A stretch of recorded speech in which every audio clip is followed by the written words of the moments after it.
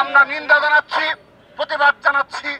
তাদের এ ধরনের নীরব ভূমিকা আমাদের মনে নানাবিধ প্রশ্ন জাগে যে তারা আদৌ সত্যিকার অর্থে ঢাকা বিশ্ববিদ্যালয়ের সাধারণ শিক্ষার্থীদের নিরাপত্তা দেওয়ার মতো তাদের সামর্থ্য রয়েছে কি না।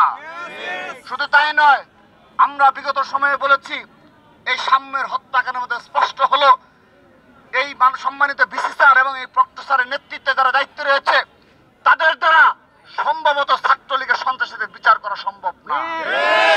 যারা বিগত সময়ে এই ক্যাম্পাস শরীয়ত উদ্যানকে মাদক মুক্ত করার মতো সামর্থ্য রাখে না এবং বিভিন্ন সময়ের যে অপরাধ সংঘটিত হয়েছে এবং ঢাকা বিশ্ববিদ্যালয়ের পার্শ্ববর্তী এলাকাতে যেভাবে মাদক সেবীদের আড্ডা বজায় রয়েছে তার বিরুদ্ধে তাদের সামান্যতম আজকের দিন পর্যন্ত পদক্ষেপ আমরা লক্ষ্য করিনি।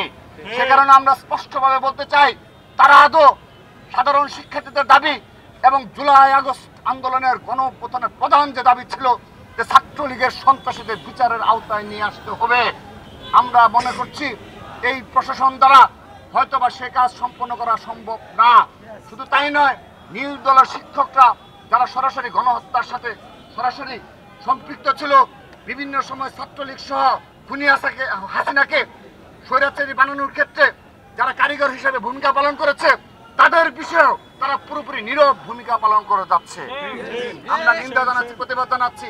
সেই সাথে আজকের এই সংক্ষিপ্ত সমাবেশ থেকে আমি আবারও এত কিছুর পরও আহ্বান জানাচ্ছি, আমাদের ভাই সাম্যকে হারিয়েছি, কিন্তু আগামীতে এ ধরনের কোনো অনাকাঙ্ক্ষিত ঘটনায় আমাদের ঢাকা বিশ্ববিদ্যালয়ের একজন শিক্ষার্থী যেন আক্রান্ত যেন না হয়, কোনো চিন্তার ঘটনা যেন না ঘটে এবং পুরোপুরি আমাদের ভাই বোনদেরকে নিরাপত্তার চাদরে বেষ্টিত করতে হবে, সেই দাবি জানাচ্ছে বাংলাদেশ জাতীয় ছাত্র দল।